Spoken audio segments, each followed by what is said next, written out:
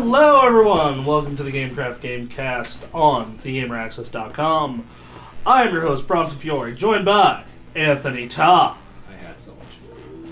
And Ray, the intern, Johannesson. I'm still hungry, guys. Can I have some more? No! I made the cannibalistic joke where, you probably, man, maybe that's a little too much. Alright, so as long as we're talking about cannibals, what did the cannibal get when he arrived late to the party? The cold shoulder. Ha! Roommate 5. I don't Anyway, get it. you know, the cannibal showed up late to the party. He got the cold shoulder. Like, people ignored him, but it really means he got, like, The cold shoulder. It wasn't warm anymore. Right. Okay. there you go. Right. Alright. Anyway, this is a podcast about video games. We play video games all the time. Actually, that's anything but the truth at this It's point. like, do we? Not true. Because what happens is that when you're an adult, what you do is you wake up, go to work, go home, sleep, repeat. This is why That's all you really this do. is why there's a really popular podcast about, like, it's for, like, adult gamers with kids and jobs. Mm-hmm. They can only play, like, 2 hours a week. Or, like, 2 to 3, so... For us, it's really hard because it's like we need to play games I don't know. to if keep up, but we can't. I need to play PC games. Like, that's the thing, because, like, I can't quickly... Yeah, like, you're the PC part and I'm the system part. Like, I have to, like, quickly be able to slide it into my bag if fucking blank client throws a hissy fit. Mm-hmm. Versus you, where it doesn't matter because you can just go flick. Just throw them. Yeah. Because my client is... The baby. Because 2 of my clients are rather large, intimidating gentlemen. Anyway. But I have played some games. I dropped some more time into Metal Gear 5. And I did this... So I've been working through my side missions to upgrade my base. Mm-hmm. I did this one where you have to go rescue this bear for wildlife preserves. So you have to go find this bear, you have to track him down. There's this big circle, and you need to find he's anywhere in the circle. And you track him by, like, finding footprints and stuff. And then you need to trank him. Now I thought, oh, this would be simple. I'll shoot him once in the face, and he'll go down. That's what you think. No, it takes 16 tranquilizer shots. Well, to be fair, your gun wasn't that high of a level. Even then, like, this is still an early side quest, though. Yeah, that's true. And you can't CQC it. So, like, I shot it twice, and it spotted me and started to go after me, and I'm outrunning a bear, and it will claw me, like, it's about to claw me, so I'll dive out of the way. And, like, eventually, 16 tranquilizer bullets later, and a bunch of running, he passes out. And then I airlift it up. Then you attach a balloon to the circus bear, And now fly him back to Russia to put him on his tricycle. Yep. So, I've done some more of the story stuff. That game is just... It's so well designed. It is so... Like, all the air working systems in that game, the way it looks, the way it uses sound design. It's one of those games where I, like, want to play it with my surround sound headphones. Yeah, that's a good game to do that with. Certain parts of Mad Max are like that as well, but for the majority, it's just... Like, I designed this for the stereo home system. Like, it's been one of those things where, like, I want to get, like, bigger surround sound headphones because I'm wearing them for long periods of time with that game. Mm-hmm. And after a while, it starts to hurt. Because it's like, I've been playing this game for 4 hours, and I don't want to stop, but I want the great audio, but this thing is pressing down on my ears because they're on-ear headsets. But anyway, I just love how, like, all the bases are interconnected with each other. So you'll be doing a side mission and you'll alert a base, and then all the other bases will go to, like, moderate alert level. So the next side mission is harder, or the next real mission is harder. Yeah, unless you fly out and fly back in. Yeah, And then they'll be like, oh, well, it's been 3 days since he's here. Yeah, it's been 3 days. I don't know what the hell's going on, but whatever. Or you can be like Batman and knock out comms. So the rest of the place is like, hey guys, where are you? Hello? Oh, it must be a sandstorm. Is there any elderly soldiers you can just wait to die? I'm not sure, I'll tell you. There's a sniper fight, a pretty good one, too. There's a pretty good sniper fight. Nice. It's not as epic as the end from Metal Gear 3, but it's still pretty epic.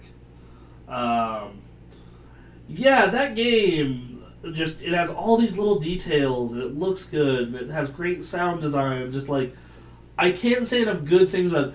And every time I want to say something bad about it, it's because I'm looking at it from the standpoint of like a Metal Gear game and not a general game. Like it's like this doesn't feel completely like Metal Gear, and that's because they like it's because you don't have those moments where you're just sitting or having this big set piece for like an hour. That was bad timing.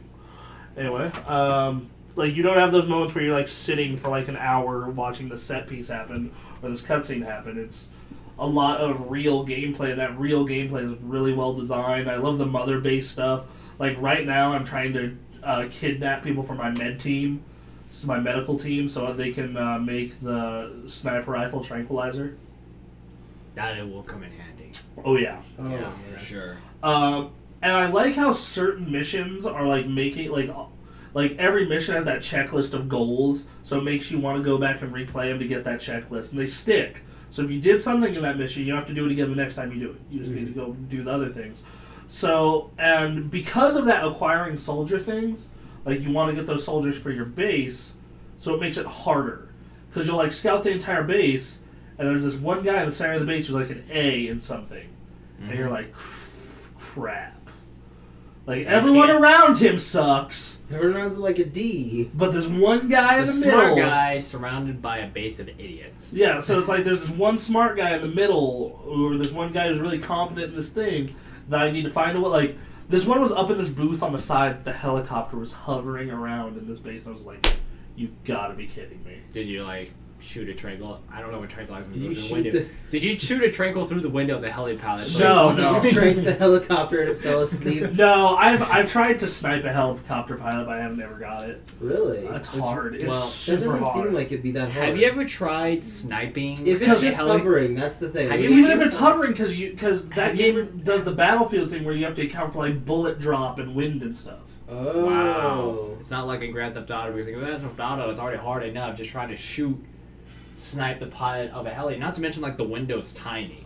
Because you have to be at the right angle, and then you have to be sure that it's not moving, and if it's moving, all of a sudden your shot becomes a lot. Do you have any, like, pulse weapons, like, to mess up electronics? Yeah, you have EMPs. There Yeah, are EMPs. wouldn't that work really well? Just Like if you were in the range of the helicopter, yeah, that's in the air. Yeah, you just sneak under it and poof.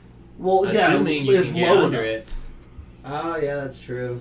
Like if you can get to the helicopter before it takes off, you can like Just make it grounded. you can put C4 on it when it takes off, blow the C4. Well, that's just rude. I've done it. That's rude. I have done the distraction thing where like I will set up a C4 somewhere and like in multiple locations from the exact opposite of where I'm going to go, blow them up, all the guards rush to those places, and then I just walk right in.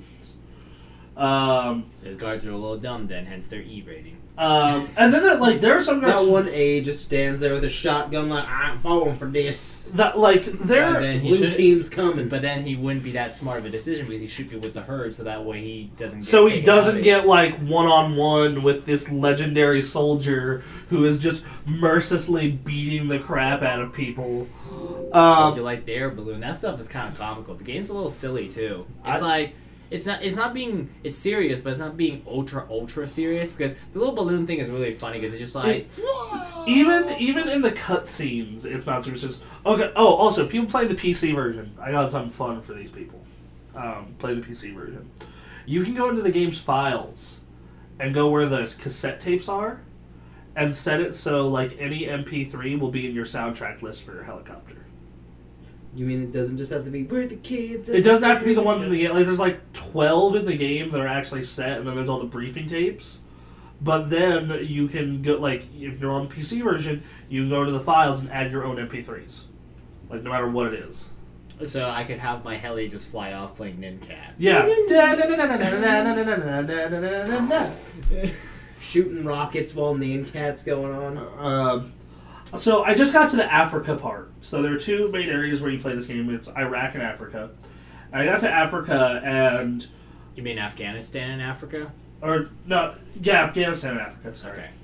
Okay. There's Afghanistan and Africa. In Africa, like, there's way more trees and, like, mud and like ways to hide, but the guards are way more well equipped. Like night vision. Like they had goggles. night vision. Like I was at night and it was raining. I'm like, oh, this is gonna be easy. And then I look at their heads and I'm like, you've got to be kidding me. Because the way that the mission I was on was set up was like you have to blow up this oil tanker and cause this massive explosion, and then get out scot free. It took me like 4 tries to sneak into the base because the damn night vision. The way I started doing it is I posted up on the hill above the base and just started sniping people. It's like, I'm just gonna kill you all. I hate you. I'm gonna keep the 1B rated guy alive. That We're trench special sniper enough. is gonna be so It must be useful really to you. interesting. It's like all your friends around you are unworthy, but you are worthy. So you're not going to die. So- So join me, or else I will. I'm butcher gonna you. knock you out, and you're gonna join me, or I'm gonna torture you until you join me. So they will join eventually. Yes. There isn't, like they don't die of torture. Yeah. And you can. Unless you dismiss That'd be them. pretty fantastic. Just Unless- to go and like your S guy you just got was killed but during torture. Another thing you can do is you have a combat unit you can send out on other missions to get you supplies, and they'll straight up recruit people. So like I've been like, I'll go on a mission and like get a B, and it's like your combat team recruited an A, an A minus, and an E, and I'm like, what the? Okay, thanks guys. Good job. Yeah, way to be. I don't know why you got that E, but all Let's right. bring back the E. Let's kill him. Maybe he's just doing. Maybe he's doing what Maybe a lot he's of. the construction. Maybe worker. maybe he was overconfident and had. Someone needs to clean the toilets. No, someone needs to get rid of all the bodies that died ballooning up. No. You gotta remember, it's not really how experienced and skilled you are. It's about having a contact, a connection. Doesn't matter how qualified you are. In the modern world, it doesn't really matter how qualified you are. To get a job, all you need is a contact.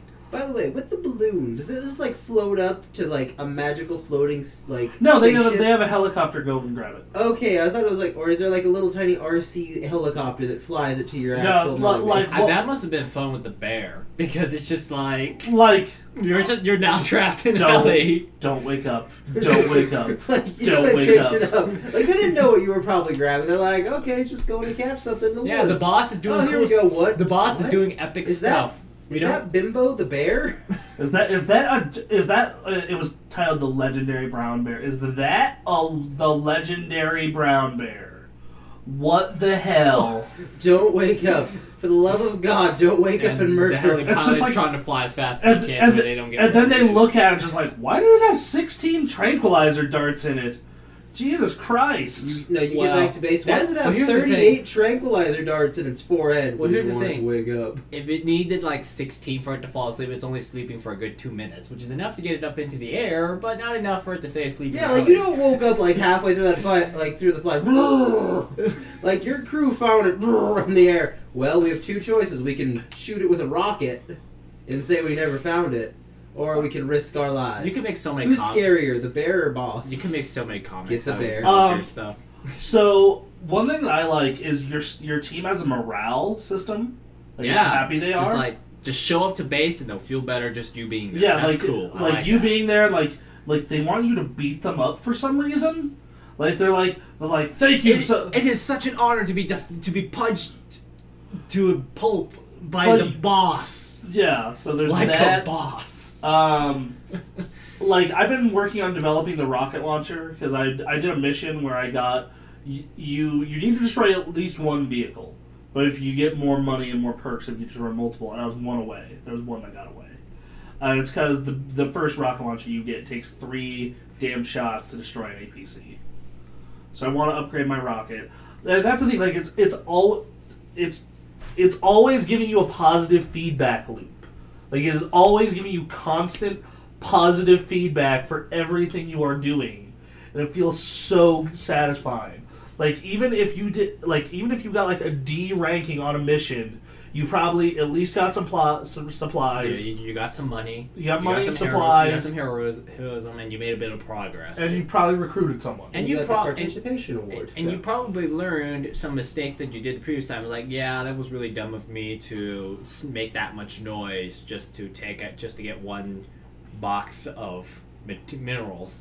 Yeah, like Just imagine that all the ruckus you're causing just so you can get one box of iron. Because it's like, I need this box to make a platform, damn it. one thing that I like is that like if you're I found that sniping can be really effective.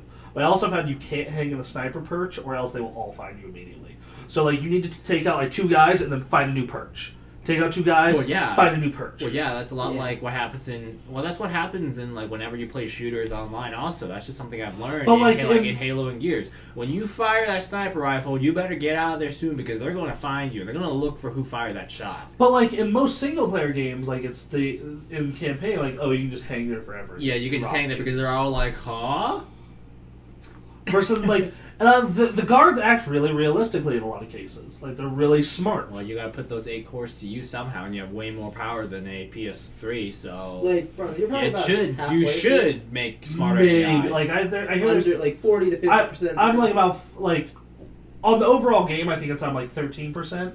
But on the story, I'm, like, halfway. Yeah, I was about to say, by the time you get to like 80 and the guards are like night vision goggles, like armored suits, you can't snipe them, like you can't. So right now my R&D team is figuring out a tranquilizer bullet that goes through helmets. Okay, yeah, I was about to say if you work like, but there's probably some people that don't do the R&D stuff. Yeah, like side. Can you imagine how hard it is to speedrun the game? Like, yeah, like if you wanted to speedrun and you have no research because you want to get through as quickly as possible, imagine how poorly equipped you're going to try. You're going to be. It's a game that would get harder as the game goes. Yeah, it would get way harder versus. But that would be but that's a speedrunning challenge. Right now, there's a steady difficulty curve because, and I find the R&D stuff super fun.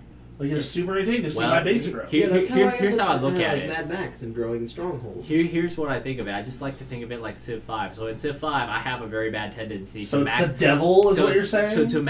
I have a major tendency to max out all my research before I do anything big. Like I'm legitimately afraid to play that game at work. You saw the hand, right?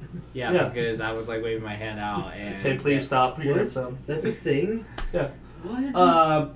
But the. I was legitimately afraid to play Civ 5 at work because I know what's. I'm gonna stop now. Xbox, go home. Go home. It just stands up, walks away. You're drunk, Xbox. Stop listening. Hey, it actually listened to you. Want to hear the podcast, guy?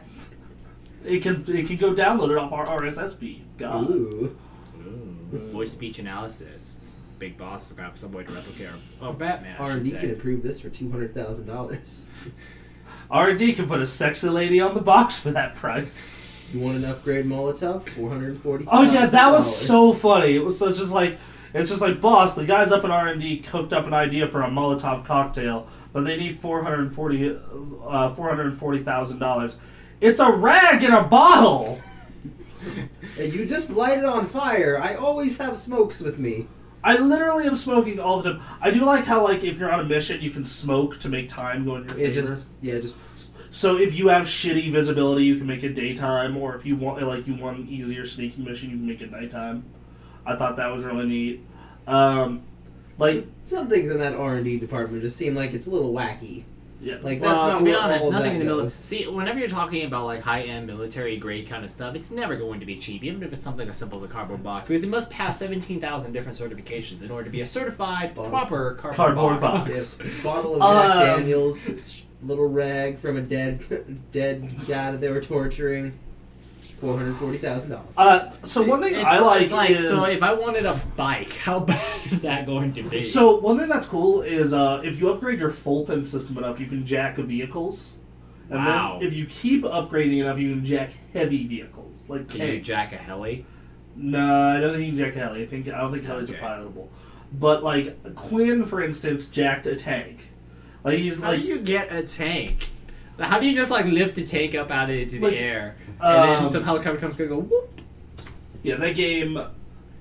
I mean, it is a video game, and it is being a little silly, so that makes sense. Metal Gear, like I encourage everyone, like play through the other games first, like at least the big boss games, which are 3 and Peace Walker, if you can, and Ground Zeroes. For the love of God, Ground Zeroes is like it's 40 minutes long. Yeah, and they gave it out for free to everyone on both systems. And if you bought the PC version, you get it for free. Well, if you pre-ordered, actually. Yeah. Yeah. But even then, like, there's gonna be a sale for the PC for like $2 this winter. Like, there's no reason not to play Ground Zero. Well, that came out for $40. I think that was like, oof. I got it for free. It's like you're paying $1 for a minute, and I'm like, no. So I got that game for free because I traded in a bunch of stuff towards my Xbox One, and it ended up being like just way more than the value that I needed. And I was like, oh well, and like, what's coming out right now? Nothing besides this Metal Gear prologue. I'll take it.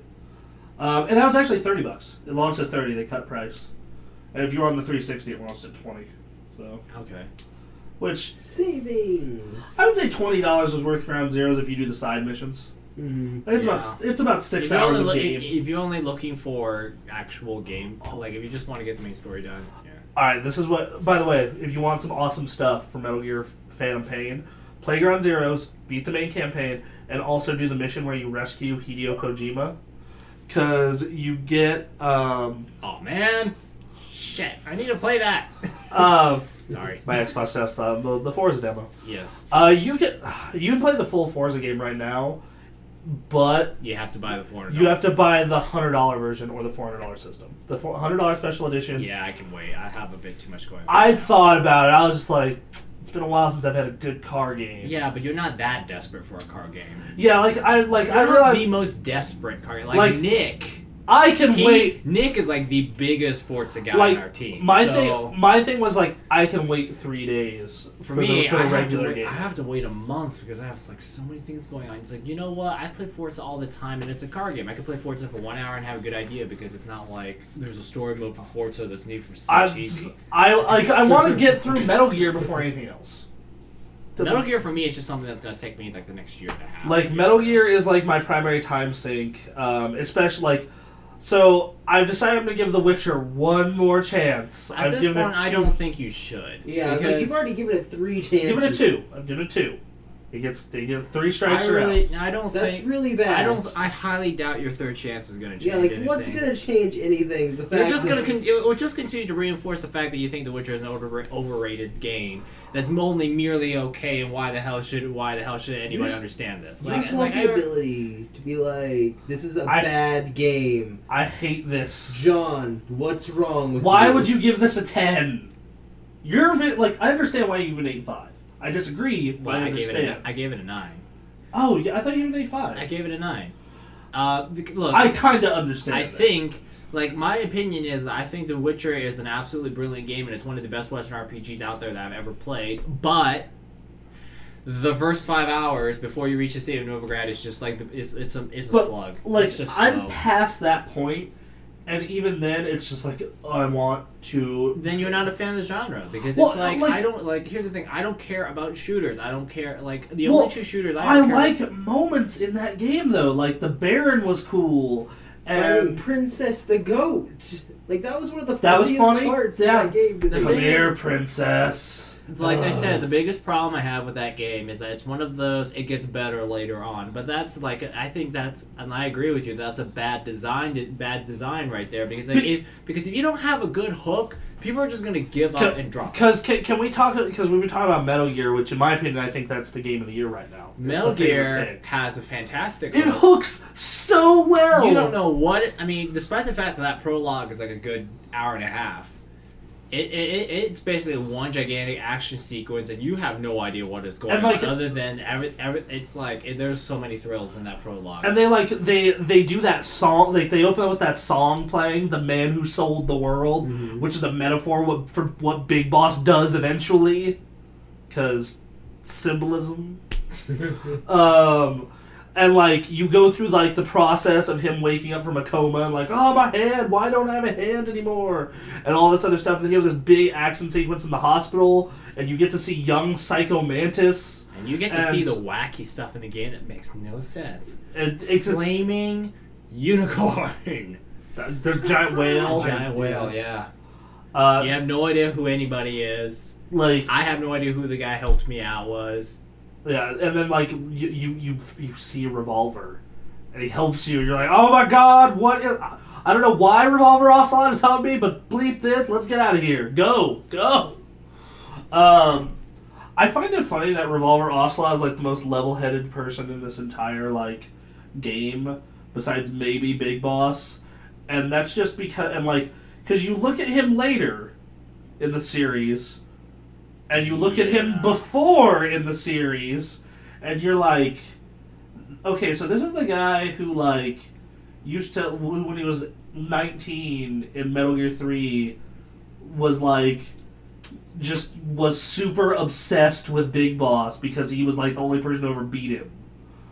And then late in the series where he's just he just gets off on torturing people. And it's this middle ground, oh, you seem sane in this one. This is What strange. happened? Then Liquid Ocelot happened. Yeah, that was a thing. You're playing through the first one right now. Yep. Yeah. Ocelot just lost his hand to a ninja. I cannot wait till you get to the hallway scene in that game. It's all a hallway scene. No, I mean there is something is very specifically it's the cyborg ninja in the hallway. That one thing to cut off Ocelot's hand in a hallway. No. That's So the hidden dark secret of Fox. You mean that hallway No. you pointed out that had all the dents and blood on it? Yeah. Okay, that Oh. hallway. Yeah. The hallway You before. Oh no. Oh, it's awesome. Oh, no. It is one of my favorite scenes in all of the Metal Gear games. It's just this it's this literal hallway of dudes. This hallway of guards guarding Hal Emmerich, the scientist, and the cyborg ninja just wrecks them. 20 guards. He just is chopping them in half. Oh, so and this is a cutscene. Yeah. He is just wrecking shop on them, and just blood is everywhere. And then he makes Otacon pee his pants. And then you have a boss fight with him. It was funny. Which guns don't work. It's fist It's fight. funny seeing Huey Emmerich wet his pants too. Yeah. It was like Wait, so father, you have like son. You have to fist fight this dude. Yeah. There's just so much in that game that after hearing everything you've told me about all the Metal Gears, it was what the heck is going on anymore? To none understand- of this makes sense. Here's the problem with one of the issues with Metal Gear is that if you follow the whole series of the game leading up to the new release, you're gonna have a really good idea of what's going on. If you were a guy like me who played Metal Gear 4 and knew absolutely nothing about Metal Gear, and they just did that again, you're going to be really lost unless you played the game at least a good 2 or 3 times. Then you have an idea what, for example, it probably took what was that woman that you helped in Europe? Eva, yeah. She had to explain the whole thing twice for me. And I was like, oh, that's how Snake and Liquid came to. So the game Solid you're Snake and when playing, Snake happened. everything gets most of it gets explained at the very end. No, before you even start that, if you wouldn't have told me about the back of the package thing, I would be so lost right now. They're the code's on the back of the package. And literally, I didn't even think about, the back of the game box for, 20 minutes. I was like, what fucking package? What's going on? Why did you die? I need more help. So in my case, I had that same moment, and then I was holding the box, and I looked, and I was like, wait, is that a code? You're kidding. Yeah, that's what I was like. It was 14050. I was like, no, this. Wait, what? Oh yeah, you never played Metal Gear 1. So Metal Gear 1, there's this part where it's you're oh yeah, you need to codec Meryl. Her codec number is on the back of the package. And then he dies. And then he dies. And you're What and package? And you're what package? And you're you call them up, and they're the back of the package, Snake. And you're what package? And then you look at the screenshots on the back of the box. The back of the actual game case, and it is the codec signal that you need. Clever. Meta as hell! And to fight Psycho Mantis. Oh yeah. Does he know about that fight too? Yeah, I've told the GameCube version. He told me about the GameCube version where they actually voice acted the fact of all the GameCube games that would have existed up to that point. You would know. the Nintendo games at least. The Nintendo games, console, yeah. which is very likely you had one. Yeah, you play Super Mario Sunshine. Yeah. And yeah, how creepy is that when it does? I'd be what? Oh, he also during that boss fight will turn your TV off. You mean black screen your TV? No, turn it off. He'll turn your TV off. It will turn your TV off, and he will also change the channel. It's the most messed up thing ever. Are you meaning Metal Gear 4? No, in Metal Gear 1. How does it change your TV? It changes your TV? I don't know. This is magic. That's how. I don't think... I know for sure he turns it off.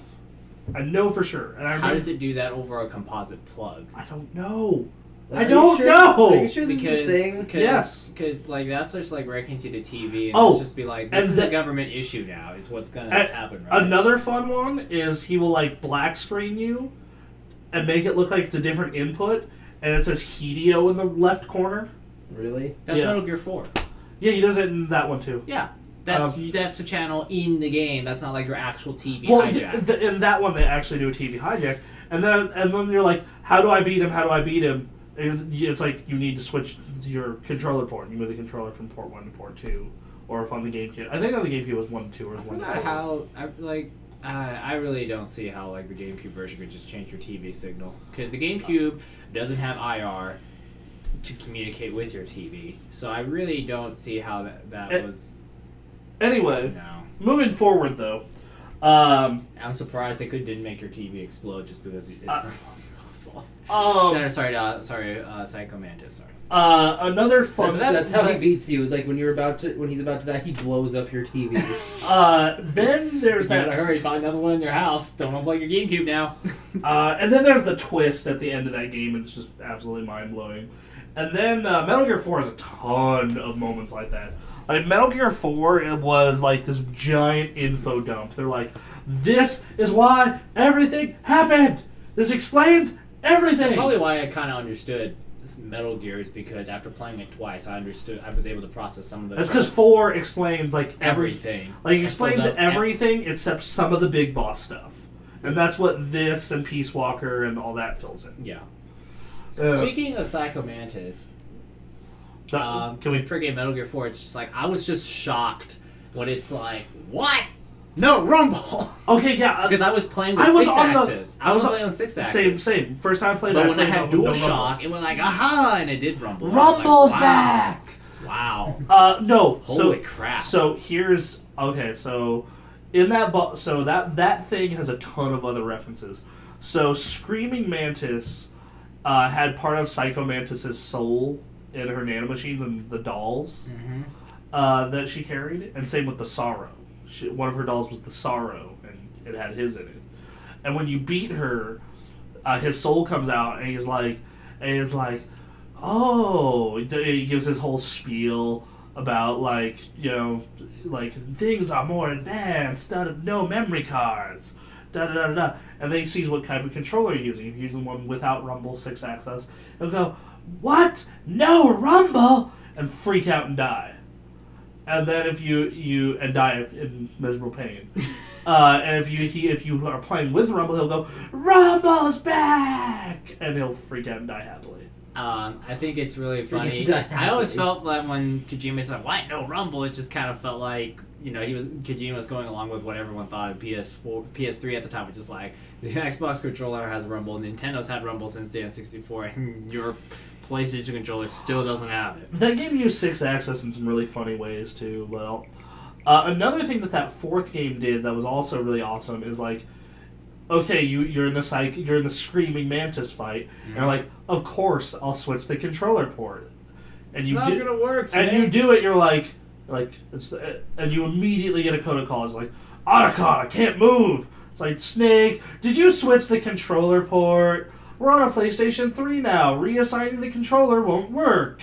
What? Then how am I supposed to do this? You're gonna have to find another way. And I was like, son of a bitch. Like, this is hilarious, but damn it. Like, I love Kojima's willingness to just troll his fans. Like, the whole Raiden, yeah, I was part of that fan base who was pissed off about Raiden in 2. Now I play 2, and I actually think Raiden's actually a cool character. What is it? Well, okay, so this is like one of the biggest troll moments in the history of video games. And what happened was Metal Gear 2.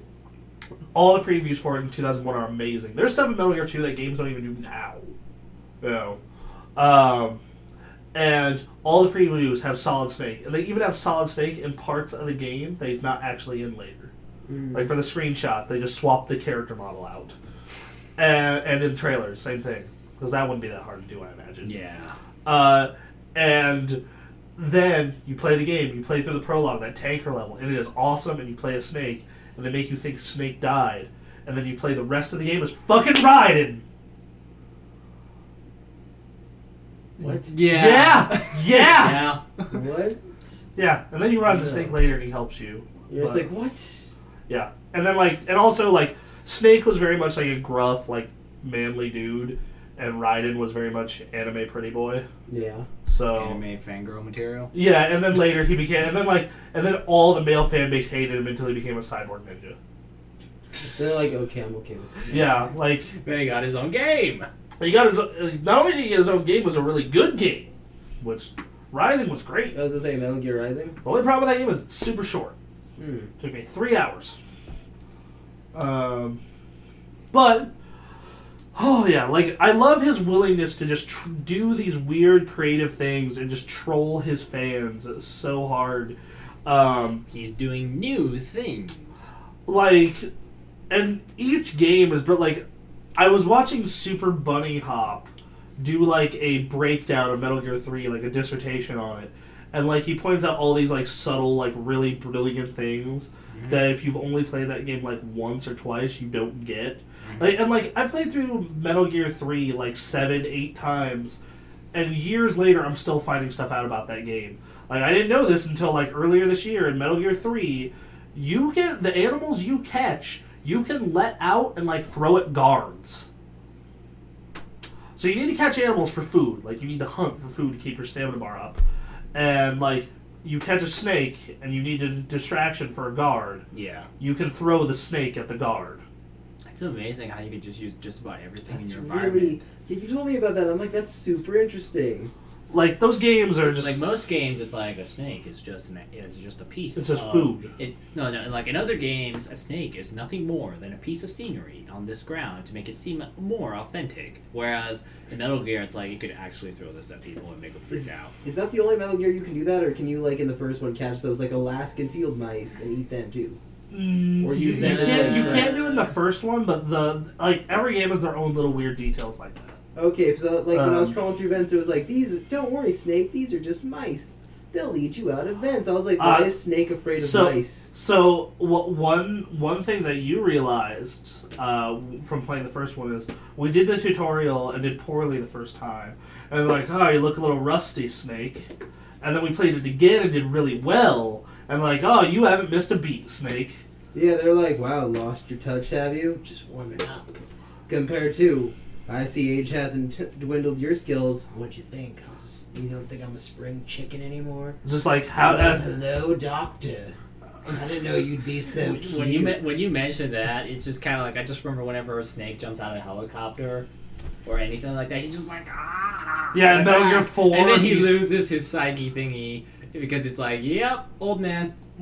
Metal Gear, like there's like I'm having Ray play through those games and write sample reviews for them. Mm-hmm. And I'm really enjoying Ray's reactions to all this weird shit.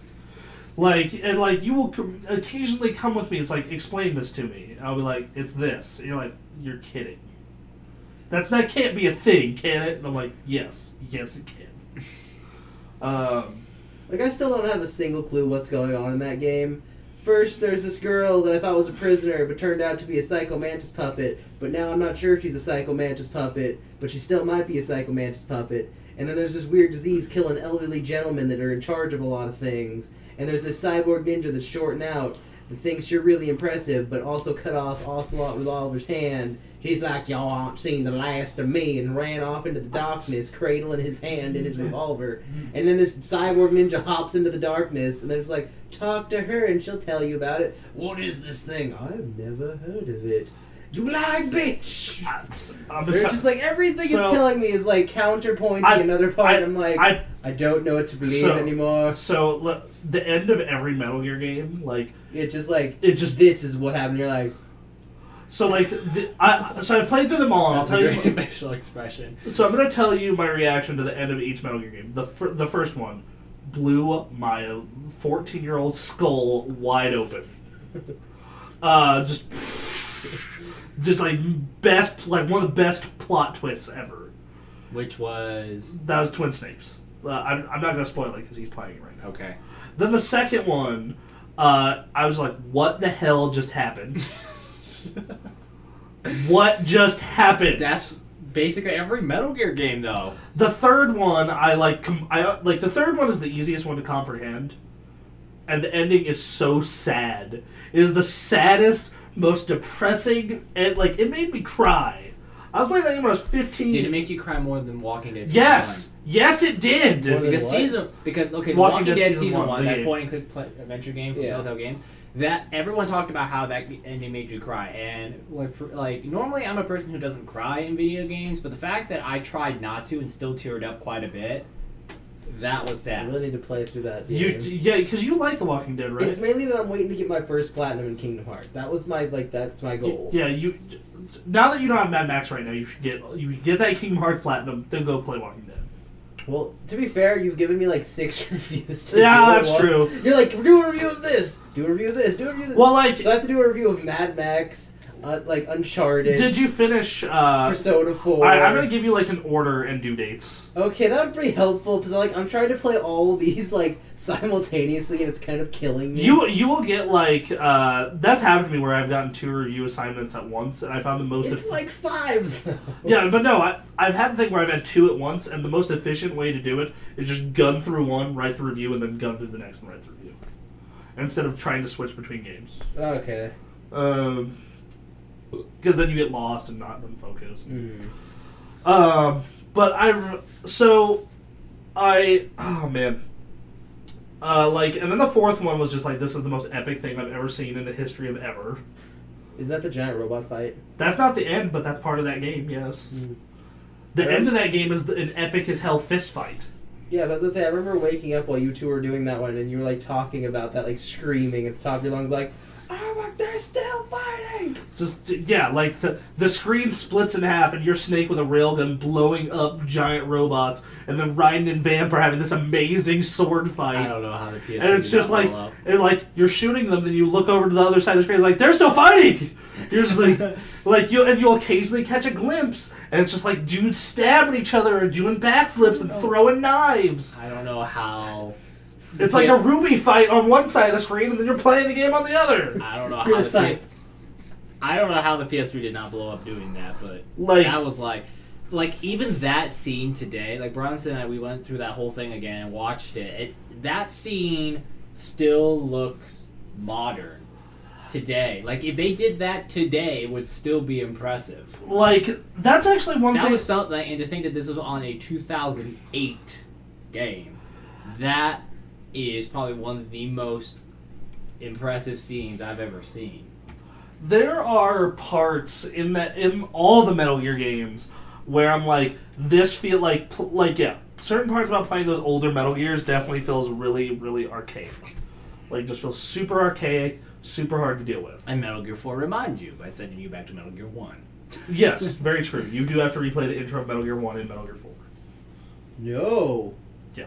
No, Like like the that P- intro. Like the PS1 version. Not the bottom floor part, the part where you have to sneak into the building. Oh, okay. I was just like, not that little, like, crawl out of the water part. No, the part. No. But like, when it's talking about those bastards hid the trank yeah. in the closet, just Hey, on the PS1 one, there was no tranquilizer. really? Yeah, you just had to sneak until you got your first gun right before the first boss. The SOCOM. Yeah. Like, that was like, until then, you really were defenseless. I mean, why couldn't Snake have ate a gun instead of smokes? I ate my pack of cigarettes because that pill lowered my acid levels. How'd you get them out of you? I vomited them up. I love Metal Gear so fucking much. I would have been a popsicle without this suit. Thanks, lady. So, dinner. I adore how cheesy it can be sometimes. Does he just try and bang, like, everybody? Yes. Yes, he does. No, I love Solid Snake's trying to bang everyone. Then Big Boss is getting hit on by everyone, and he's just oblivious to it all. Oh, I know that feeling.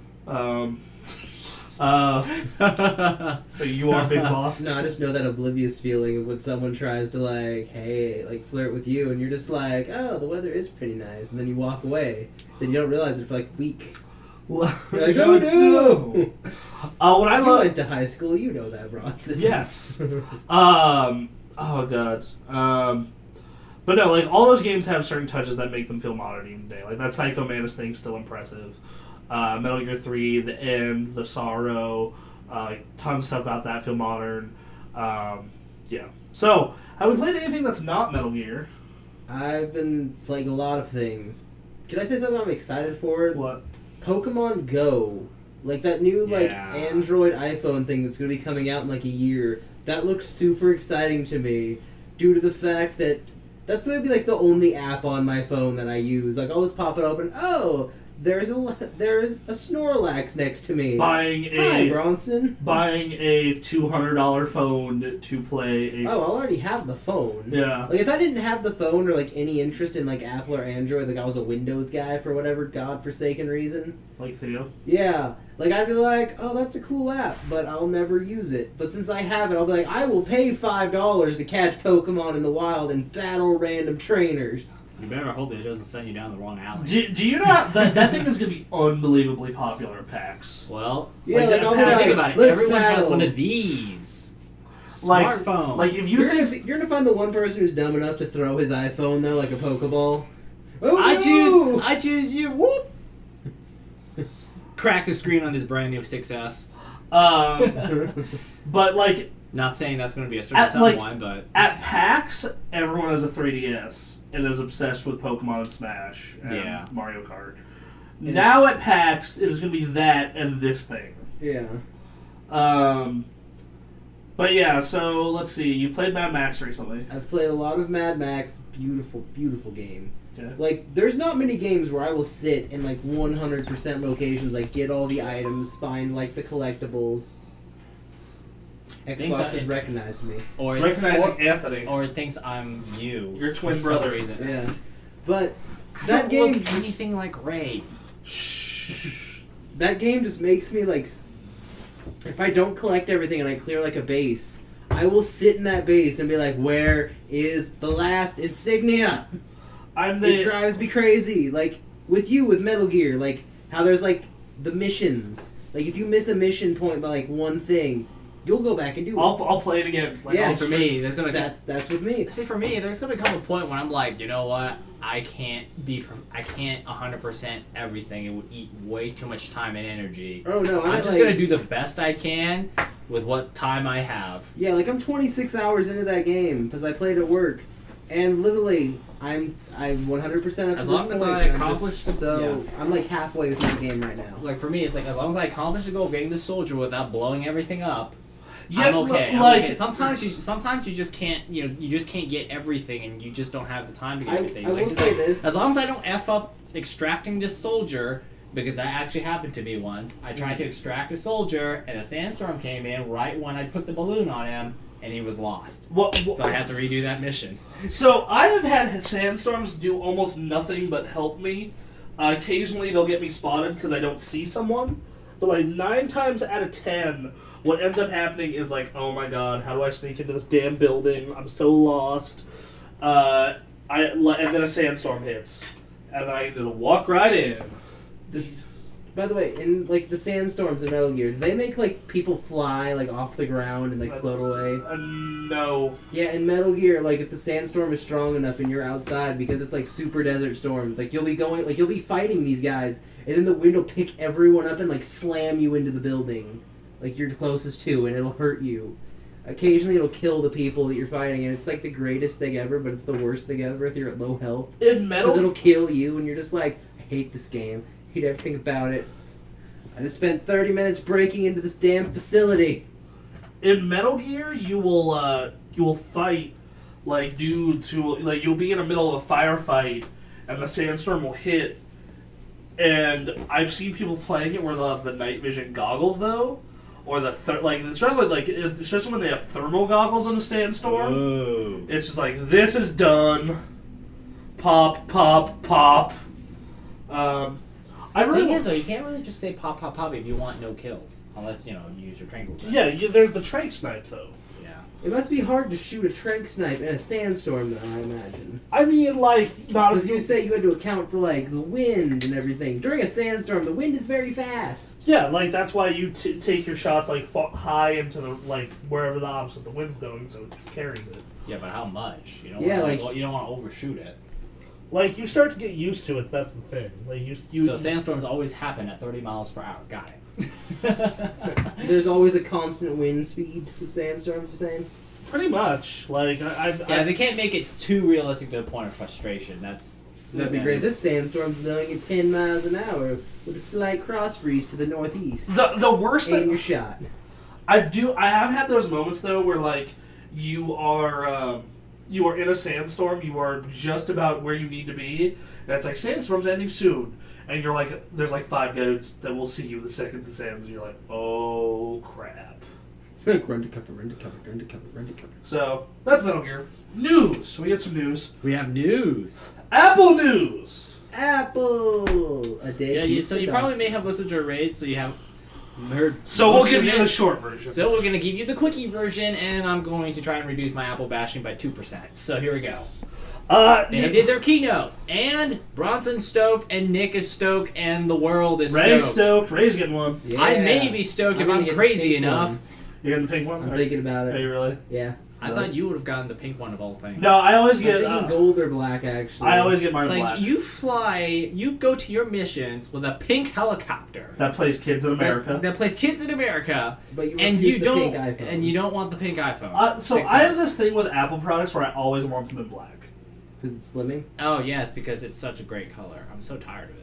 Actually, Actually, well, you know what, Anthony? Then the gold iPhone is for you. yes, I would actually consider He's that. royalty. Until I buy a case, until I buy a black case, and then it defeats the whole point. I mean, I know I mean, people... actually, for yeah, you, that's the it's, problem with iPhones. Like, I don't care what color they are, because they're always in a case. maybe that's with why me. a black color is okay, because Bronson's gonna put it in a pink case, and it'll be all Yeah, and there all you go. and all will be okay in the world. Black goes with everything, I mean, and it goes with any color.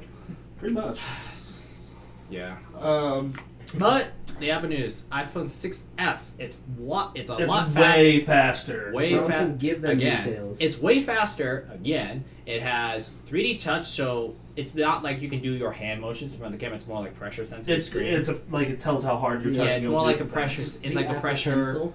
That's we'll get to that. It's a pressure detective screen. It has a 5 megapixel front facing camera. so selfies are better than ever. It has a retina flash that can look at your room or the area around you and determine a proper flashlight instead of a giant white screen that makes the picture look That's horrid. amazing. And then there's its regular camera, which is much improved. They're putting better lenses in it, and it's also 12 megapixels. They say 4K, but I'm not exactly. They're gonna Good luck trying to upload your recorded 4K footage to YouTube over your 4G connection. Good luck.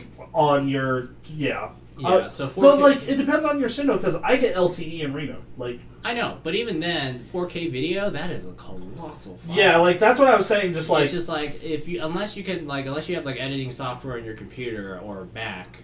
there's editing software on the phones. I know, but it's just kind of like a little bit of a hassle to just.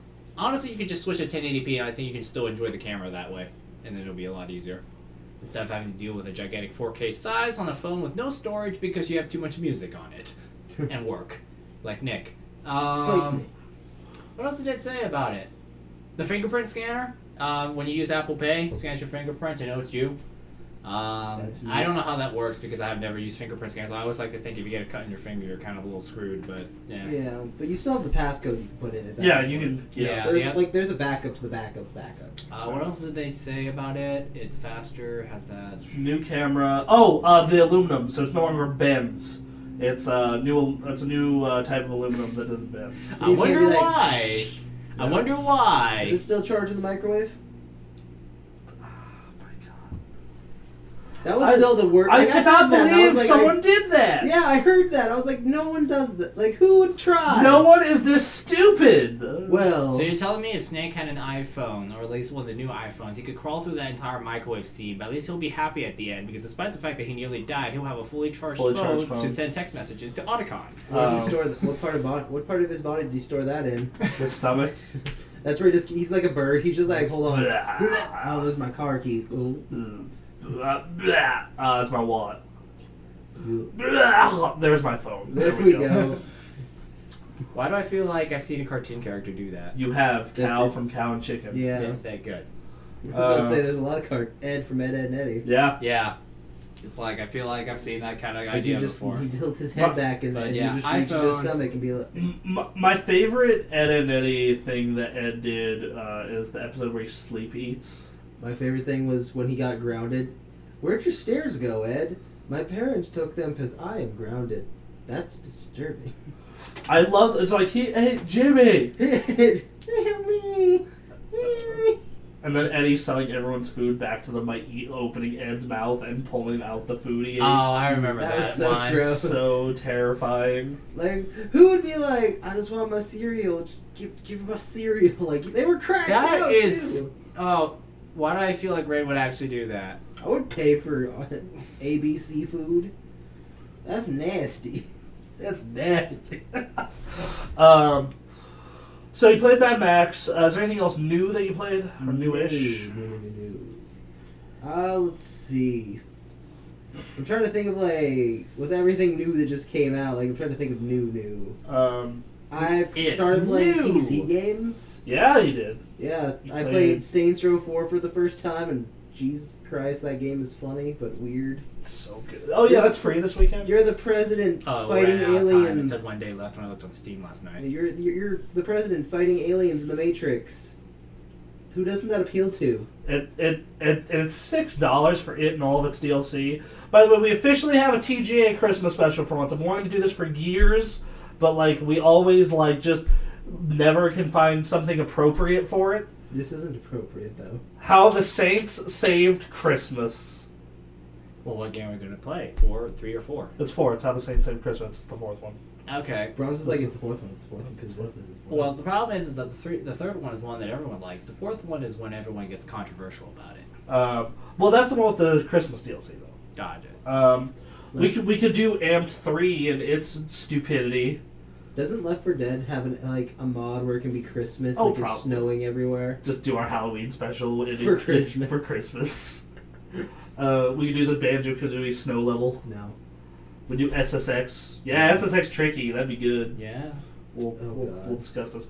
We got Just while we're playing it, me and Bronson rapping, it's tricky all the time. It's tricky to rock a run. That's right on time. It's tricky. Copyright. Copyright. We'll think it's a great idea until we get slapped with copyright, and then we're like, damn it. We do. I'm kind of curious. So that's actually something I'm kind of curious about, is because we're gonna do a 6-minute access of Rock Band 4, and are we gonna get hit with a copy strike for that? For every song we play, That'd be really freaking messed up. That'd be so messed up. Nick would be like, "You guys are no longer in charge of picking videos." No, he'd understand. Royalty-free music. He'd understand, but he'd be like, "That's dumb. That's dumb that they're making us take these down. It's super dumb." Okay. Because it's like we're promoting the game. No bad. I thought it was gonna fall. I was waiting for it. Seeing the iPad has reminded me of more news from the keynote. Yeah. Well, let's get back to that. But other things about the 6S? Yep. I don't know if I'm crazy enough. I may. iOS 9, some interface improvements. Yeah. So they now have this thing. I don't have to do the charger dance anymore. That's our temporarily. For the next year and a half, I'll be good. And then you have 6 months of doing it before your next phone. Yep. Then I'll just get an air cannon. Shh. Yep. That's how I fixed it for like 5 months straight. And then that Um, stopped working. I was like, oh no. Well, so one of the new interface things I really liked is you no longer have to let's say you get a text from me, but you've also gotten a lot of texts after that, but you want to respond to mine. Instead of opening the app, you can just hold on it, and it'll give you a list of who you want to reply to. Wait, hold down the button? Hold down the button for the app, and then it'll be like, all right, who do you want to respond These to? people messaged you, and then you can just pick? Yeah. That's neat. The one that Bronson told me that I really am a fan of is Nick sends us a link that he wants a video of us to watch, like say something about DirectX 12. You can push and press and hold, and it would preview the web page instead of kicking you out of the messaging app and loading up the entire web browser. Huh. Another good one is you hold it on the camera, and it's take a picture, take a selfie, take a video. So that was So cool. like holding the buttons have like added effects. Yeah, instead of just deleting them or moving them. They call it 3D touch, but I kind of think it's a little misleading that you call it 3D touch, considering your finger doesn't actually move again. Your hand is not reaching into the screen, nor are you doing gestures in front. It's of not your VR. camera. Yeah, it's not exactly a VR, AR, or anything. It's just like, it's basically, it can detect how much pressure you're pushing on the screen. That's basically it. So, But 3D is a buzzword, so there you go. Yeah. so those are the new things with the new iPhone. Like I said, as much as I bash on Apple sometimes, it's like, I might get an iPhone next year because, man, it would be so easy for me to plug into iTunes and sync all my music. No problem whatsoever. Not only that, but like, you're the only one on staff plus intern who, that's how I refer to it, staff plus intern. You're the only one that's staff plus intern who is on Android. So, Well, like I said, Android. what?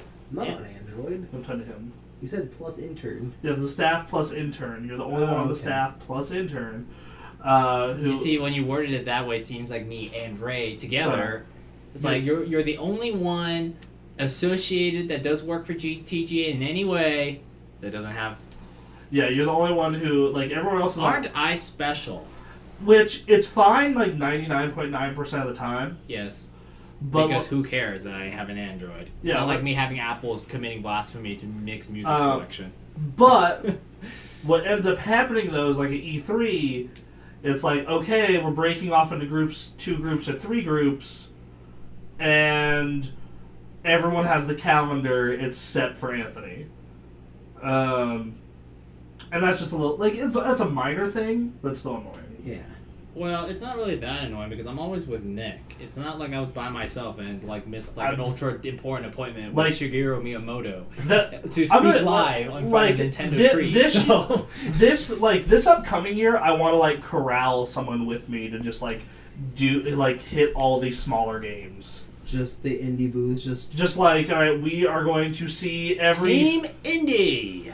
It's just Plus like Halo. it's like we'll see some big stuff. Like I got the interview for. I got us into Rare. I got us into Forza. Star Wars. Yeah. I got us. Well, we didn't get an interview, but we got to play it. and the way we got in was the way we You got want in. to cut the line? The way we got in was just like, yeah, like I know this isn't gonna happen again. It was just that one time we were like, hey, we want to speak to someone who made the game. Do you know anybody here who can tell us more about the game? And they were just like, follow me. So what I started to do at E3 this year is like we're gonna book appointments again next year probably, but not many. Like I'd say very few because let's just say that Nick and I kind of we were very unhappy, as you probably may have noticed. Yes, I did. That walk-ups apparently work way better this year, at least in the this year than last year. Yeah, like last year everything worked out fine, but this year I don't know what the hell happened. It's just like walk-ups worked out a lot better Well- because the developer's standing right there. Well, the reason, I think part of the reason is because outside of a few exceptions, we kind of went for small ball games. Yeah, that's kind of true. Like we were like, But at the same time, it was just kind of something as stupid Or- as John was just like, "Hey, can we talk to someone about Forza?" And I- bam, so- there you go. I was the one who started this though, because like I was playing Amplitude, our first day on the floor, and I was like talking to the Amplitude, can we interview you about the game? He's like, sure. And then I just went down the PlayStation booth looking at interesting games, be like, can we interview? And all of them said yes. I'm actually kind of bummed we didn't get an interview for Rocket League, looking back, because it was there and the guy was there. We just skipped over it. Because there's so much to see. Like that's the thing. But it's Rocket League. Hey, Rocket League. Okay, look, at least Rocket League is kind of like a game that we were kind of like, oh, I don't know anything about that. Unlike me, when I was filming the Sega booth of the E314. At this filming Sega booth, and frickin' Hatsune Miku was like standing right in front of me, waving high, and I was completely oblivious that she was waving at the camera until I came home, watched the footage, and I'm like, that's not my favorite. My favorite one was the Gabe Newell one. right. That is still my right. favorite, like, Right. Anthony I Todd remember. oblivious moment. So, you gotta understand that I am oblivious to 99.9% of things. Most movies, games, and most movies and people. You do tell me, and I'm gonna have like no idea unless it is the most blatantly obvious, So, like Ray- Koji Kondo. Ray, hold on. Do you know who Gabe Newell is? He is the guy who owns and created Valve, Half-Life, Portal, Team Fortress, Okay. like all of Valve's properties. So we went to CES in 2013, and I went. Valve had a booth set up there probably because of Steambox and that kind of stuff. And there was a guy sitting on the couch, and he had a really thick beard on. He was wearing glasses. He looked almost like your character in Sunset Overdrive. Yes. And I was like, oh, I'll take a picture. I found the Valve booth. I took the picture, and the guy ended up in the picture. And then Bronson saw it, and he said, did you know that was Gabe Newell? And I'm like, that's what? You're just like, what? I was just like, yeah, you just took a picture of Gabe Newell. Good job. And I'm like, I was taking a picture of the Valve side. Because the Gabe Newell I knew was from the one he was at the PlayStation press conference, so he didn't have that beard. Yeah. So I got really confused. Gabe Newell was just sitting there on the couch. Gabe Newell in his old age has grown a gnarly pedophile beard. I'm sure he's a nice gentleman. He seems like a really cool dude, but he has grown like a hardcore pedophile beard. I haven't heard anything from Gabe Newell in a long time, actually. No, one of my favorite moments from CES is like, you know who Felicia Day is, right? Yeah. Yeah, she was there. Really? Yeah, like I was like, Yeah. I was like 4 feet away from her, and I looked at her. I'm like, is that? And she like gives me eye contact. She's like, I'm not here. I'm not here. I'm not here. I just nod. I'm like, okay, and I go off. You're just like, can I talk with you for a second? No, like after that, I was just like, all right, cool, you're not here. Yeah, like that's one of the issues you face when you are a celebrity, is that people find out you're there, they could mob you around the spot. Like, you know, some people are fine with it. Like, I met Jimmy Wong from Video Game High School. Like, this past my first E3, I met like Andy McNamara and like 2 other people. Mm-hmm. But like this E3, I met so many big name people. That's like I feel like you're the lucky one. I'm just like, if I ever go, I'll just follow you around like a hawk. Like, where are the celebrities? Like, and for some reason, like, I always end up where Andy McNamara is. Oh yeah. So do you remember who Andy McNamara is? No, remind He me. is the EIC over at Game Informer, the editor-in-chief. Right, you keep telling me about that, yeah. Yeah, and like it seems like after every single appointment, he is booked or I am booked, or like, for the few appointments I actually did. It's just like Looks like you found your soulmate. It's like, thank you, creepy, like E3 book people, I guess. He's a really cool dude. I actually ran him to the Sony press conference this year. He's a nice guy. People we have also seen. Before the press conference, I think we saw Tim Schafer. We saw Tim Schafer. It's a little strange sometimes because you're always seeing these people through like the portal of your computer screen or and like video, TV, and then you actually see them in person, and you're just like, well, like I remember I came within 10 feet of Reggie Fils-Aimé, and I just like Just had a panic attack. Honestly, there was obviously a mob of people because the fact that he was standing on the E3 floor, everyone just shoved their camera right in his face, and he gave a few comments of whatever he was talking about, and I'm like, and I was standing outside, and I'm like, oh my goodness, that's Reggie, and I'm standing within 10 feet of Reggie. I think that I ran into 2 of the kind of funny guys, Tim Geddes and Greg Miller. Yeah, they were teaming up with GameSpot. Yeah, this year was for the booth. Yep, they were teamed up for that. I just ran into a lot of weird people. I ended up on GameSpot TV my first E3 playing Just Dance for the Wii. You and Bremen, right? Bremen and I were on GameSpot TV playing Just Dance for the Wii U. So yeah, we ended up on the internet for that.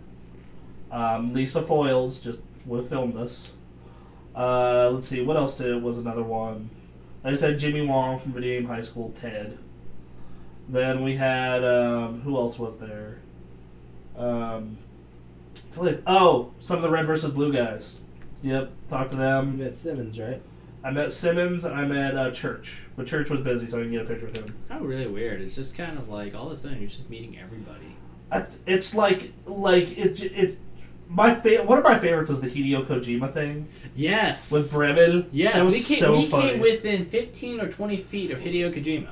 And Bremen had a panic attack. Really? Bremen wouldn't believe it, and I didn't notice because no one told me. But when we ran into him multiple times. Like Nick and I caught him the first 2 times, and Bremen didn't believe us. He thought we were screwing with him. But then, outside the E3 Convention Center, PlayStation was painting this mural of bunch of characters on a boat, and we were standing out there, and Hideo Kojima decided to take a look at it at the same time, And we're like, Bremen, look, Bremen, he is really here. We have not been screwed with. There he is. And like Bremen has a stroke.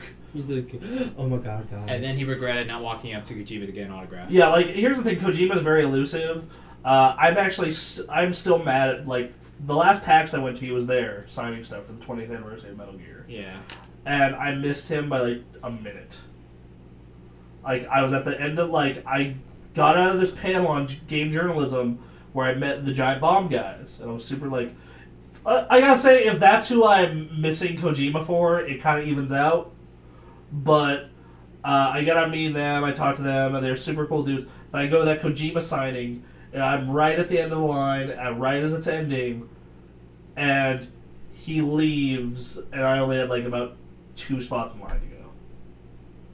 And I was just like, oh, ow, that one hurt. David Jaffe is like the coolest person on earth. The twisted metal god of war He's guy. really stoked about his game. He kept talking about his game. Yeah, like in spite of the fact that I didn't Like a lot of developers are like, okay, here's what we're saying, here's your script, memorize it. With David Jaffe, it is sure, I'll tell you everything I know about my game. I felt I did a really bad interview because I was really nervous because I'm a big fan of David Jaffe's You work. didn't look that nervous actually. Because I fake it really well.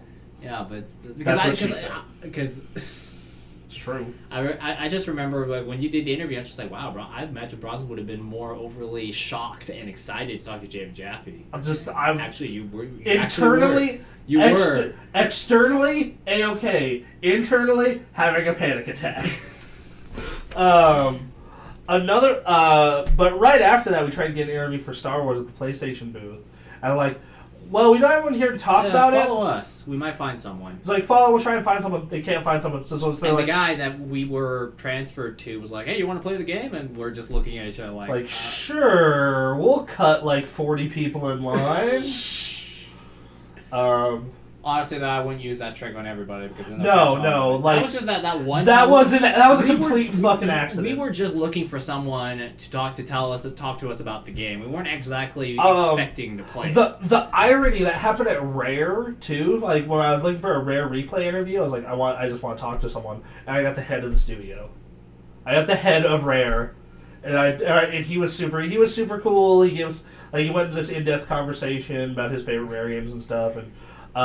We're like, obviously, we get off camera. We're still talking with him, like, all right, Sea of Thieves, what's up? And he's like, I know we're super excited. Like, we can't tell you guys anything about it, but like, yeah, that game looked cool. Forza was another case of where like, so we had 2 teams. There was Anthony and Nick, and then John Bremen and I, and then it became just John and I. Yeah. And like, my goal at these events is to see crap that like people don't know about, or people will know very little. I think that's a good idea because, duh, everyone's gonna play Halo. Oh, duh! But everyone's gonna be thinking about Axiom Verge. Yeah. No one's gonna talk about what was it, Gravity Ghost. I loved Gravity Ghost. That game was so awesome. Yeah, no one's gonna really talk about Gravity Ghost, and every single place on the planet is gonna talk about Halo. I have encouraged so many people to check out Gravity Ghost because I was so impressed with it.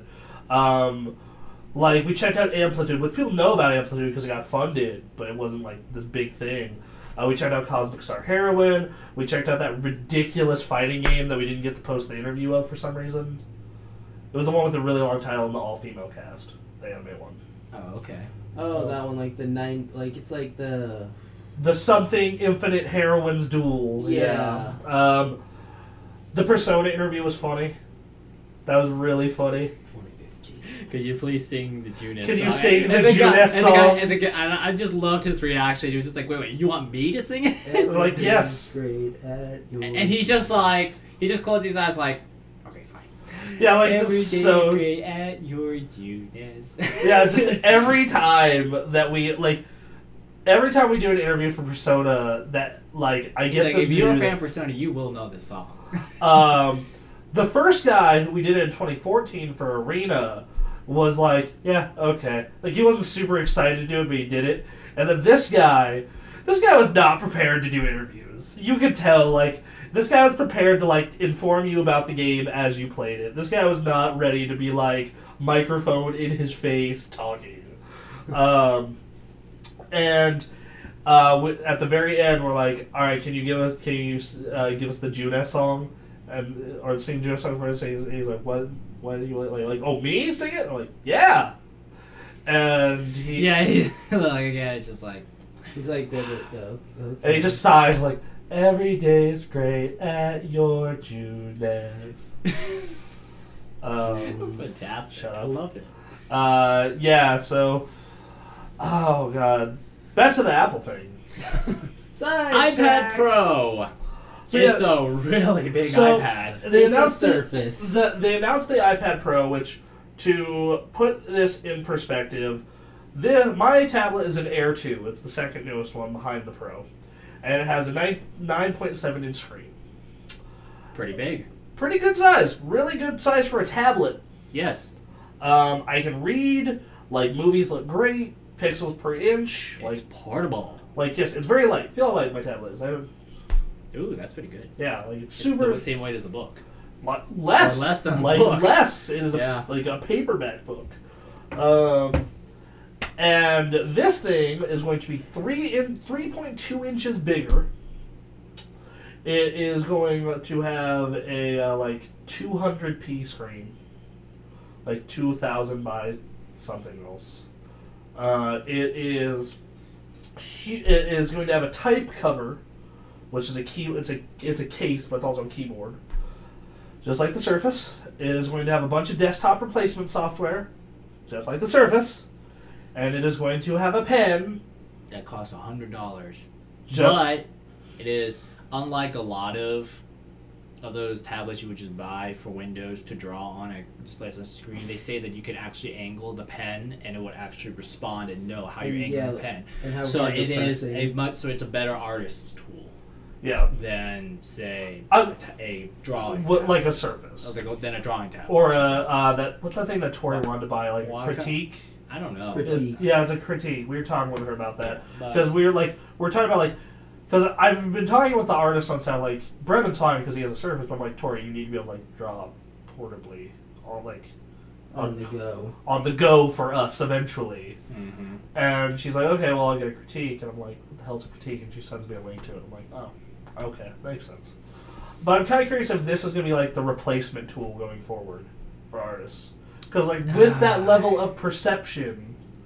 That's really nice Like to have. the- like the big you can thing- press harder and the ink gets bigger. Yeah. Yeah, you can it's like like angle it can the pen. and finally a stylus that responds like Like a a pen. pencil. Yeah. Like a pencil. Like I think that's personally huge. Honestly, I think the biggest thing that stops is that we know a lot of artists. How many artists can actually afford this thing? Bremen. Is what I'm It's thinking. Bremen. Because my concern is that I understand that a lot of the high end Hollywood people and the Like the creative Penny artists, Arcade guys. the Penny Arcade is like people who have money who can afford the Mac machines. I could totally see them getting an iPad Pro because it's like, well, you're working on a Mac machine, Yeah, like- also getting an iPad Pro. like, this you're thing's getting a probably 32 gig or a and 128 the fact that you gig. can see yourself drawing on the screen and this pen responding to how you want it the- to is the, great. The but, buy-in for this, it's $850. yeah, like, that's the thing. Like, Is it? so that's if the you're lowest end model is $850. if you're like a For the high model you want, which is the 128 with 3G, so you can have internet anywhere, it's $1,100. That's insane. The Which thing is, like, again, if you're like a high-end creativity studio or high-end creativity person, that's no problem. The thing is that I'm pretty sure a majority of us who draw and would highly appreciate features like a pen that actually responds to how you want it to, can't really just simply drop $850. minimum for On a the 32 minimum. gig. 32 gigs of storage is nothing. Yeah, like I understand. I don't if even you have, are like- if you are like a top deviant art drawer, Or like Tumblr. then or like, you can yeah. probably afford this, and it would actually do you wonders. But like, here's the thing that's like the top end. Like most people who draw art, as I do this, most people who draw art, it's like a lot of creativity people, whether it is people who make cosplay costumes on their own, or play video game music or try to arrange their own gaming music or make gaming media, we're not exactly wealthy because a lot of our money is going into self-financing the whole venture. So, you know, it's like, this just seems like this is, I understand, this is like, I could see an artist absolutely loving this, but Or like how many can actually get these that don't belong to some high-end production studio? I mean, to put this in perspective, I have a 64 gig iPad. I have 29 gigs free, like 56 total after formatting. So I've used 27 gigs. So if you get a 32 gig Pro, that is going to be freaking gone instantly, pretty much. I have 2 movies and a bunch of music on here, and a couple of podcasts, and then the rest are just like small time apps. Like my biggest app is a built-in app for one, and it's GarageBand. You know, and like, yes, I'm aware of the time. Okay. So make sure. So like, if you're an artist and you want to get in on digital art, like let's say like, so Ray is an artist. He does basic art. He wants to do digital art. Yeah, but he's learning digital art. Okay. Yeah. Can he afford the thing? And Used? Maybe. well, hold on. I'm about to get to that. Okay, either. Like, okay, I need to get something for digital art. Am I going to spend $500, get a Surface that does the job, or am I going to go all out and get this like pressure-sensitive pen for $1,100 for just the tablet, and then an additional $100 for the pen? Here's the thing, though, is that And then the type cover on top of that. That pressure-sensitive thing, though, could be a gigantic advantage when you're drawing, though. Because rather than having to go back and make extra. Because the problem is that your art, because like pressure-sensitive, like your drawing could have so much more depth to it if you can like make light strokes instead of constantly having to go back to the toolbar and select light stroke, deep stroke, thick stroke, all that stuff. But when you could just apply pressure and you're done. The thing is, though, is that worth $600? Is that worth? Let's see. Yeah, that's $700. That's because you the could buy pen. 2 Surfaces. Well, granted, they're not the high-end Surface. They're the they're the. Is there like an aftermarket pen out there? No, like that not can- yet. No, it's just came out. Because because obviously with this kind of cost, if somebody could come up with like an alternative pen that could actually do the same thing or 70% of that. Wait, Bronson, didn't we price it out to like $700 for a good Surface, like a Like for a you gotta be careful that it's not the Surface Pro because those are the really expensive ones. like for a good Surface with an i5, like, you know, decent amount of processing power, like a dual core i5, and a decent amount of RAM and memory, we priced out to $700 to $800. That's the other thing too. Is So that's the Surface, still $500 to $600 more the expensive. The Surface runs like a full Windows operating system, right? Yeah. Whereas the iPad Pro runs on iOS. Well, but you know they're gonna release manga, like they're gonna release all the drawing shit for this. You Well, know. yes. Like, you know, they'll probably like it'll be out immediately when the tablet comes out. And I get that Apple stuff always has like a high end cost with it, and they're always good products. Like, straight up, if I did PC game, I would have moved to Mac ages ago. Mm-hmm. But like the cost to the performance is so hard to swallow. Like my laptop, like the Mac equivalent would have cost $500 more. Mm. You know, so Yeah. oh my god. So yeah, like if you're like if you are in a case where you like know drawing is your career, It's probably Like, worth then it. yeah, even then yes, even worth if every drawing penny. is your career, like for us, we say gaming media is our career, but do we exactly have Macs to edit our stuff and? Well, no, everything is I am self-financed. I am talking where you're at the point where like You're at Pixar. or like even Or if some you're high or end. they're like Screw Attack. Like you are making that is your primary income. It's Well, making the. you Well, are- even then, like even if you're Screw Attack, do you really want to dump thousands of dollars just for Like some super huge iPads? you know, like Actually, does that stylus only work? only works on iPads. Only works on the iPad Pro and iPads. It doesn't work on the phone. Wait, Well, why would you want it Wait, on so the it phone? works on that thing? It should, yeah, I believe it does work on that thing. Oh, then don't get an iPad Pro. Get that thing then. There you go. You save lots of money. Yeah, but then like you're drawing on a 9.7-inch screen. Like Look, that's, I'm pretty sure Tori and Bremen will be totally okay with drawing on a screen And that to be size. fair, I'd rather draw on a more compact Because that thing is screen. that thing is the size of a sketchbook, anyways, or a smaller end sketchbook. you know what, we should ask them. You know, we should ask them and then Yeah. come back to this show next week. Yes.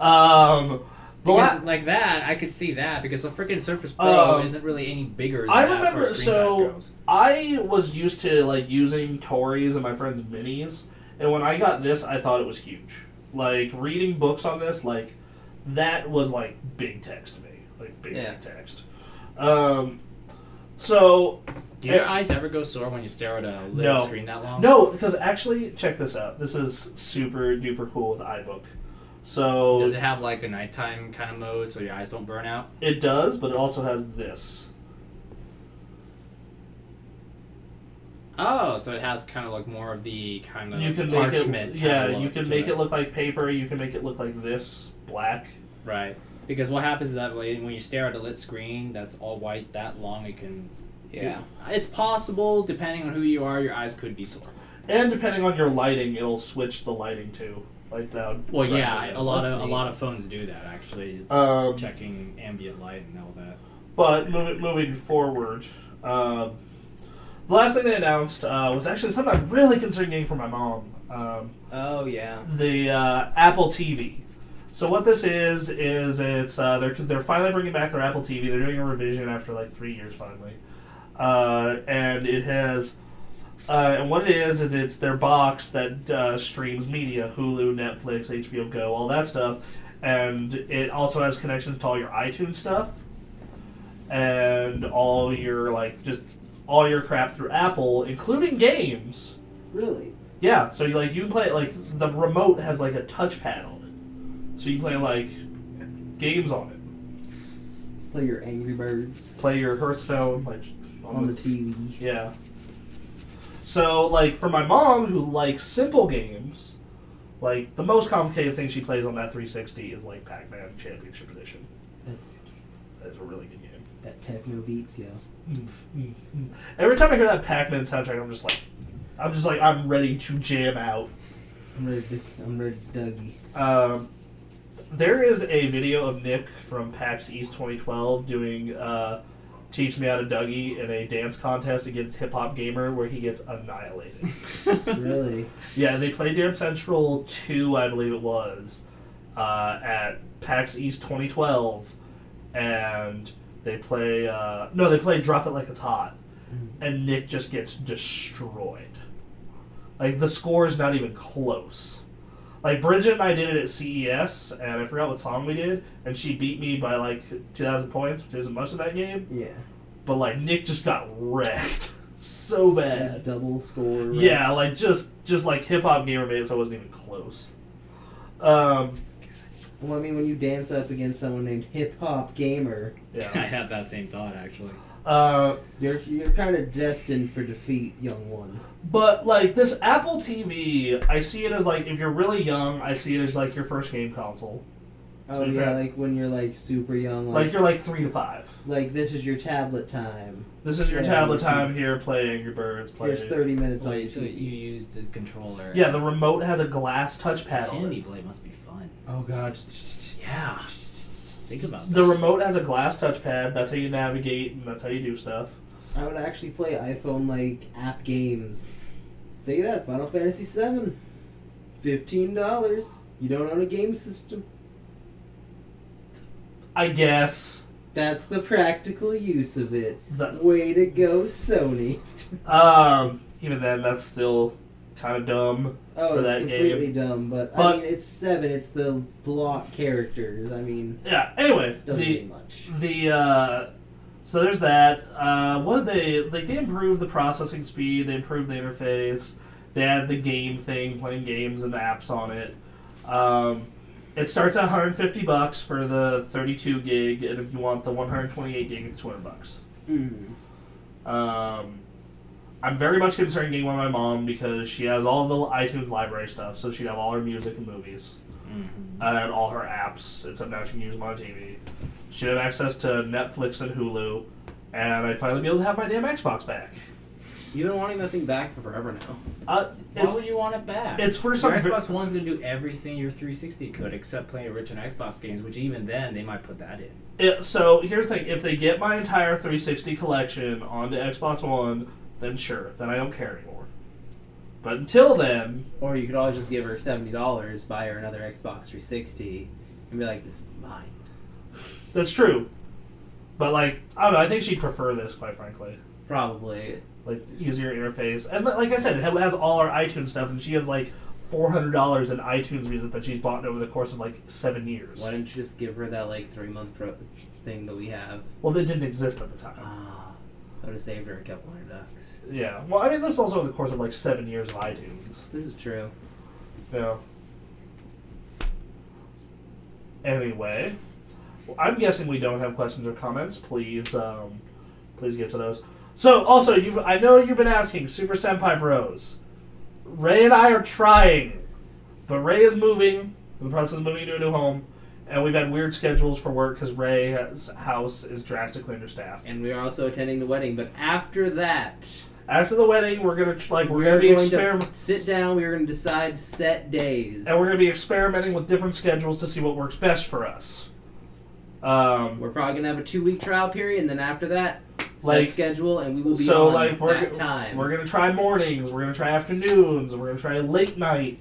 We're gonna try days off. We're gonna try throw every days. dart on the wall and see what works. We're gonna blindfold Anthony, spin him around 3 times, and have him throw a dart. Whatever electronic he hits, that decides a day. Yeah. So like, we're you know that dart doesn't break the electronic. Yeah. it's Bronson's. He can replace it. He's got money. I'll just Uh-huh. Anyway, we'll be back. So we're on Facebook, thegameraccess.com. Look us up. We're on Twitter @thegameraccess. And we are on twitch.tv/thegameraccess, which does have a donation page now, which we appreciate any donations. It pays for cameras, microphones, a desperately needed capture card for a record Ray and I are probably going to end up breaking this November. And finally, a new thing, and we always appreciate that, but what we'd actually appreciate more for donations is our Extra Life page is up. Yes. So please, it is for sick children. I'm on the team. I'm the only one on the team right now. We're gonna get the rest of the staff on. All the money you donate to me goes to Renown. Nick will probably do North Carolina again. If a bunch of staff do Renown, I'll probably jump over to Seattle because it goes to a children's hospital of the donation choice. Oh, it's a children's hospital? It always goes to children's hospitals. 100% of it goes to charity. Please, it's for a good cause. Go on Extra Life. Look up the Gamer Access team. And please donate. Any little bit helps. And we're going to do the same thing we do every year where we have reward tiers. So like last year, we raised over 1,000. Ray and I have been streaming the Halos when we have time. We're almost through the first one. And And this year, pink and blue cotton candy hair. yes, if we reach our goal of $2,000, Ray will have blue cotton candy hair. I will have pink cotton candy hair. Including his beard. Not my beard. You could shave your beard. I will shave. Yeah, I'll probably just shave my beard. I was about to say, that will go away so quick. Yeah. So yeah. But for a couple streams, he will... have a pink beard. Anyway, guys, we love you very much. Please donate to Extra Life. If you feel the need to, you'd rather donate to us, we're not going to complain. We prefer Extra Life, obviously, but hey, we understand. And we're more than happy to get money towards desperately needed equipment. Yeah, please comment, questions, interact. We love you. Yeah, we like comments. All right, bye. We'll be back next week. Peace. Bye.